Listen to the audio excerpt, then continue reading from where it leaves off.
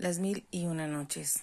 Cuando llegó la 14ª noche, ella dijo: He llegado a saber, oh rey afortunado, que el segundo Saaluk dijo a la dueña de la casa: Oh señora mía, al oír la princesa el ruego de su padre, tomó un cuchillo que tenía unas inscripciones en lengua hebrea, trazó con él un círculo en el suelo, escribió allí varios renglones talismánicos y después se colocó en medio del círculo. Murmuró algunas palabras mágicas, leyó en un libro antiquísimo unas cosas que nadie entendía, y así permaneció breves instantes. Y he aquí que de pronto nos cubrieron unas tinieblas tan espesas que nos creíamos enterrados bajo las ruinas del mundo. Y súbitamente apareció el Efrit Georgirus bajo el aspecto más horrible. Las manos como rastrillos, las piernas como mástiles y los ojos como tizones encendidos. Entonces nos aterrorizamos todos, pero la hija del rey le dijo: Oh, Efrit, no puedo darte la bienvenida ni acogerte con cordialidad. Y contestó el Efrit: ¿Por qué no cumples tus promesas? ¿No juraste respetar nuestro acuerdo de no combatirnos ni mezclarte en nuestros asuntos? Mereces el castigo que voy a imponerte. Ahora verás, traidora. E inmediatamente el Efrit se convirtió en un león espantoso, el cual, abriendo la boca en toda su extensión, se abalanzó sobre la joven. Pero ella, rápidamente, se arrancó un cabello, se lo acercó a los labios, murmuró algunas palabras mágicas y enseguida el cabello se convirtió en un sable afiladísimo, y dio con él tal tajo al león que lo abrió en dos mitades. Pero inmediatamente la cabeza del león se transformó en un escorpión horrible, que se arrastraba hacia el talón de la joven para morderla, y la princesa se convirtió enseguida en una serpiente enorme, que se precipitó sobre el maldito escorpión, imagen del Efrit, y ambos trabaron descomunal batalla. De pronto, el escorpión se convirtió en un buitre, y la serpiente en un águila, que se cernió sobre el buitre, y ya iba a alcanzarlo, después de una hora de persecución, cuando el buitre se transformó en un enorme gato negro y la princesa en lobo. Gato y lobo se batieron a través del palacio, hasta que el gato, al verse vencido, se convirtió en una inmensa granada roja, y se dejó caer en un estanque que había en el patio. El lobo se echó entonces al agua y la granada, cuando iba a tomarla, se elevó por los aires, pero como era tan enorme, cayó pesadamente sobre el mármol y se reventó. Los granos, desprendiéndose uno a uno, cubrieron todo el suelo. El lobo se transformó entonces en gallo, empezó a devorarlos, y ya no quedaba más que uno, pero al ir a tragárselos se le cayó del pico, pues así lo había dispuesto la fatalidad, y fue a esconderse en un intersticio de las losas cerca del estanque. Entonces el gallo empezó a chillar, a sacudir las alas y a hacernos señas con el pico, pero no entendíamos su lenguaje y como no podíamos comprenderle, lanzó un grito tan terrible que nos pareció que el palacio se nos venía encima. Después empezó a dar vueltas por el patio hasta que vio el grano y se precipitó a tomarlo, pero el grano cayó en el agua y se convirtió en un pez. El gallo se transformó entonces en una ballena enorme, que se hundió en el agua persiguiendo al pez y desapareció de nuestra vista durante una hora. Después oímos unos gritos tremendos y nos estremecimos de terror, y enseguida apareció el Efrit en su propia y horrible figura, pero ardiendo como un ascua, pues de su boca, de sus ojos y de su nariz salían llamas y humo, y detrás de él surgió la princesa en su propia forma, pero ardiendo también como metal en fusión y persiguiendo al Efrit, que ya nos iba a alcanzar. Entonces, temiendo que nos abrazara, quisimos echarnos al agua, pero el Efrit nos detuvo dando un grito espantoso y empezó a resollar fuego contra todos. La princesa lanzaba fuego contra él, y fue el caso que nos alcanzó el fuego de los dos, y el de ella no nos hizo daño, pero el del Efrit sí que nos lo produjo, pues una chispa me dio en este ojo y me lo saltó. Otra dio al rey en la cara y le abrazó la barbilla y la boca, arrancándole parte de la dentadura, y otra chispa prendió en el pecho del eunuco y le hizo perecer abrasado. Mientras tanto, la princesa perseguía al efrit, lanzándole fuego encima, hasta que oímos decir: Alá es el único grande, Alá es el único poderoso, aplasta al que reniega de la fe de Mohammed, Señor de los hombres. Esta voz era de la princesa, que nos mostraba al efrit enteramente convertido en un montón de cenizas. Después llegó hasta nosotros y dijo: «Aprisa, denme una taza con agua». Se la trajeron.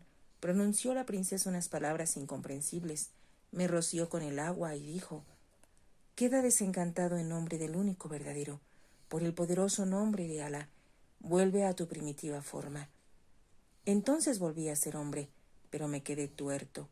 Y la princesa, queriendo consolarme, me dijo: «El fuego siempre es fuego, hijo mío». Y lo mismo dijo a su padre por sus barbas chamuscadas y sus dientes rotos.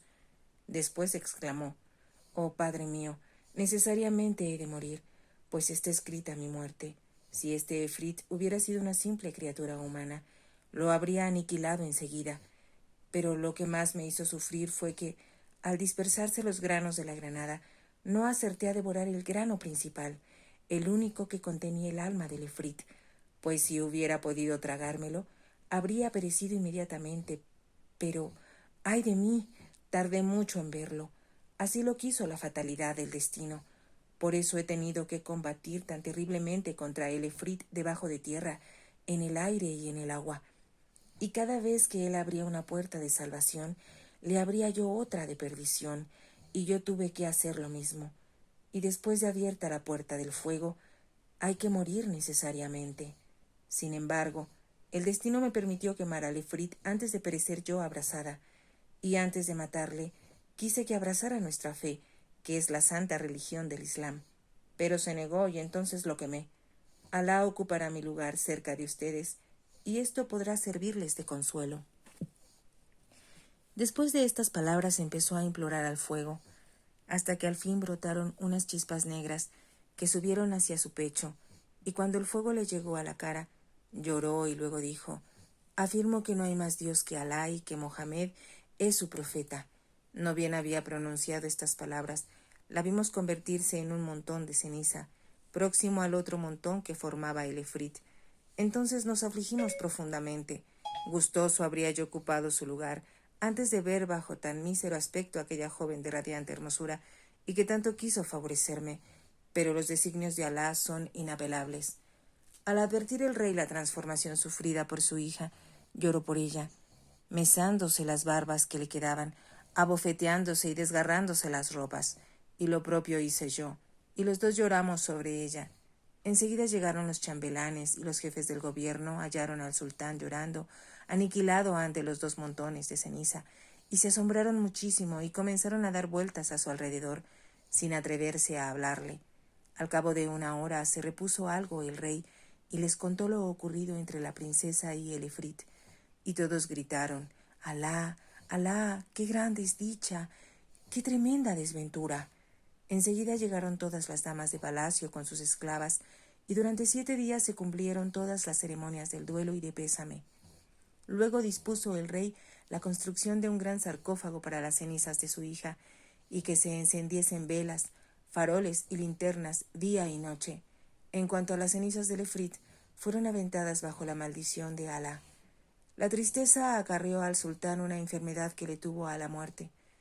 Esta enfermedad le duró 1 mes entero, y cuando hubo recobrado algún vigor, me llamó a su presencia y me dijo: «Oh joven, antes de que vinieras, vivíamos aquí nuestra vida en la más perfecta dicha, libres de los sinsabores de la suerte. Ha sido necesario que tú vinieras y que viéramos tu hermosa letra para que cayesen sobre nosotros todas las aflicciones. Ojalá no te hubiéramos visto nunca a ti, ni a tu cara de mal agüero, ni a tu maldita escritura, porque primeramente ocasionaste la pérdida de mi hija, la cual, sin duda, valía más que 100 hombres. Después, por causa tuya, me quemé, lo que tú sabes, y he perdido la mitad de mis dientes, y la otra mitad casi ha volado también. Y por último, ha perecido mi pobre eunuco, aquel buen servidor que fue ayo de mi hija, pero tú no tuviste la culpa y mal podrías remediarlo ahora. Todos nos ha ocurrido a nosotros y a ti por voluntad de Alá.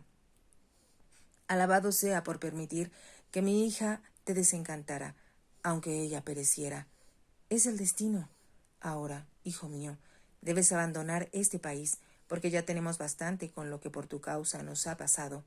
Alá es quien todo lo decreta. Sal, pues, y vete en paz. Entonces, oh mi señora, abandoné el palacio del rey, sin fiar mucho en mi salvación. No sabía a dónde ir, y recordé entonces todo cuanto me había ocurrido, desde el principio hasta el fin, cómo me habían dejado sano y salvo los árabes del desierto, mi viaje y mis fatigas de un mes, mi entrada en la ciudad como extranjero, el encuentro con el sastre, la entrevista e intimidad tan deliciosa con la joven del subterráneo, el modo de escaparme de las manos del efrit que me quería matar. Todo, en fin, sin olvidar mi transformación en mono al servicio después del capitán mercante, mi compra a elevado precio por el rey a consecuencia de mi hermosa letra, mi desencanto, en fin, todo. Pero más que nada, ay de mí, el último incidente que me hizo perder un ojo. Pero di gracias a Alá y dije, más vale perder un ojo que la vida.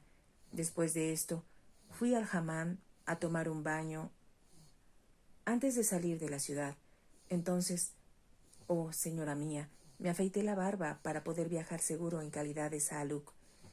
Desde aquella fecha no he dejado ni un día de llorar pensando en las desgracias que sobre mí han caído y sobre todo en la pérdida de mi ojo izquierdo, y cada vez que esto me viene a la memoria, el ojo derecho se me llena de lágrimas que no me dejan ver, aunque nunca me impediría pensar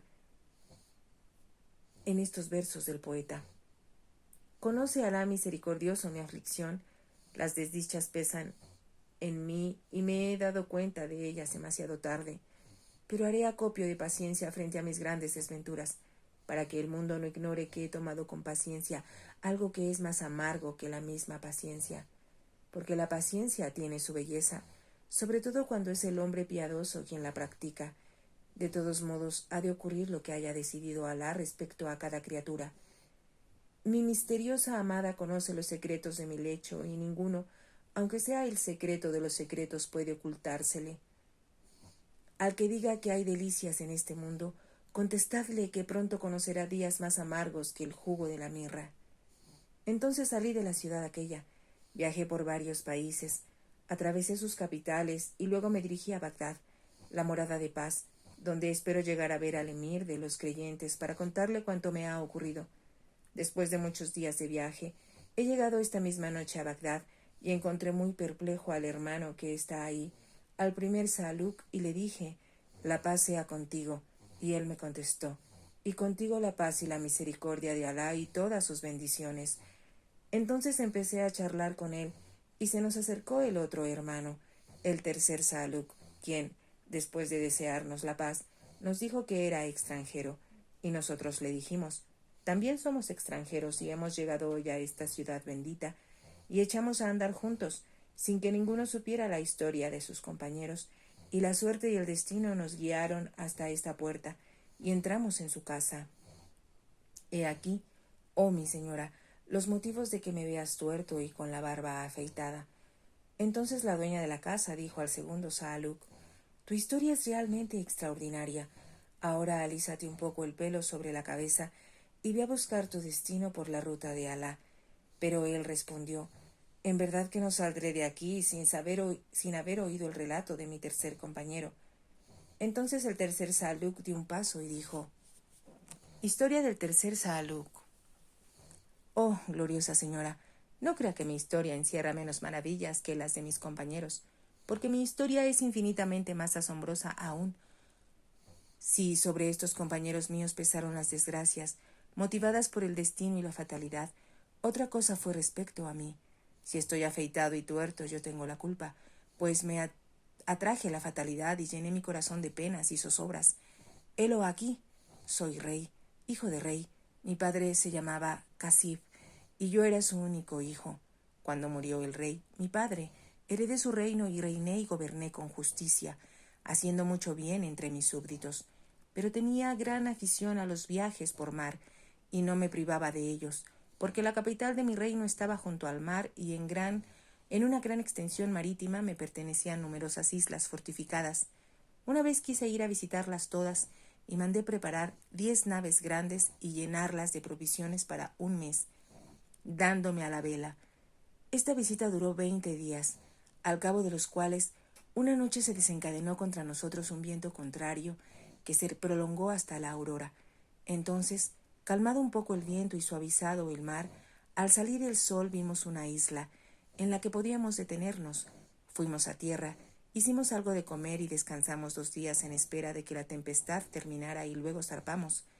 El viaje duró otros 20 días, hasta que en uno de tantos perdimos el derrotero, pues las aguas en que navegábamos eran tan desconocidas para nosotros como para el capitán, porque el capitán realmente no conocía este mar. Entonces le dijimos al vigía: «Mira con atención el mar», y el vigía subió al palo. Descendió después y nos dijo al capitán y a mí: «A la derecha he visto peces en la superficie del agua y muy lejos, en medio de las olas, una cosa que unas veces parecía blanca y otras negra». Al oír estas palabras del vigía, el capitán sufrió un cambio muy notable de color. Tiró el turbante al suelo, se mesó la barba y nos dijo: «Les anuncio nuestra total pérdida. No ha de salvarse ni uno». Luego se echó a llorar y con él lloramos todos. Yo le pregunto entonces: «Oh, capitán, ¿quieres explicarnos las palabras del vigía?» Y contestó: «Oh, mi señor, sabe que desde el día que sopló el aire contrario perdimos el derrotero y hace de ello 11 días, sin que haya un viento favorable que nos permita volver al buen camino. Sabe, pues, el significado de esa cosa negra y blanca y de esos peces que sobrenadan cerca de nosotros. Mañana llegaremos a una montaña de rocas negras que se llama la montaña del imán, y hacia ella han de llevarnos a la fuerza las aguas, y nuestra nave se despedazará, porque volarán todos sus clavos, atraídos por la montaña y adhiriéndose a sus laderas, pues Alá, el Altísimo, dotó a la montaña del imán de una secreta virtud que le permite atraer todos los objetos de hierro, y no puedes imaginarte la enorme cantidad de cosas de hierro que se han acumulado y colgado de dicha montaña desde que atrae a los navíos. Solo Alá sabe su número. Desde el mar se ve relucir en la cima de esa montaña una cúpula de cobre amarillo sostenida por 10 columnas, y encima hay un jinete en un caballo de bronce, y el jinete tiene en la mano una lanza de cobre y le pende del pecho una chapa de plomo grabada con palabras talismánicas desconocidas. Sabe, oh rey, que mientras el jinete permanezca sobre su caballo, quedarán destrozados todos los barcos que naveguen en torno suyo, y todos los pasajeros se perderán sin remedio, y todos los hierros de las naves se irán a pegar a la montaña. No habrá salvación posible mientras no se precipite el jinete al mar. Dicho esto, oh señora mía, el capitán continuó derramando abundantes lágrimas, y juzgamos segura e irremediable nuestra pérdida, despidiéndose cada cual de sus amigos. Y así fue, porque apenas amaneció, nos vimos próximos a la montaña de rocas negras imantadas, y las aguas nos empujaron violentamente hacia ella. Y cuando las 10 naves llegaron al pie de la montaña, los clavos se desprendieron de pronto y comenzaron a volar por millares, lo mismo que todos los hierros, y todos fueron a adherirse a la montaña. Y nuestros barcos se abrieron, precipitados al mar cada uno de nosotros. Pasamos el día entero a merced de las olas, ahogándose la mayoría, y salvándonos otros, sin que los que no perecimos pudiéramos volver a encontrarnos, pues las corrientes terribles y los vientos contrarios nos dispersaron por todas partes. Y Alá el Altísimo, oh señora mía, me quiso salvar para reservarme nuevas penas, grandes padecimientos y enormes desventuras. Pude agarrarme a uno de los tablones que sobrenadaban, y las olas y el viento me arrojaron a la costa, al pie de la montaña del imán. Allí encontré un camino que subía hasta la cumbre y estaba hecho de escalones tallados en la roca. Enseguida invoqué el nombre de Alá, el Altísimo, y en este momento de su narración, Sherezada vio aparecer la mañana y se cayó discretamente. Si te ha gustado, te invito a que te suscribas, a que actives la campanita y me regales un me gusta, para que puedas seguir escuchando esta historia y muchas más. Gracias.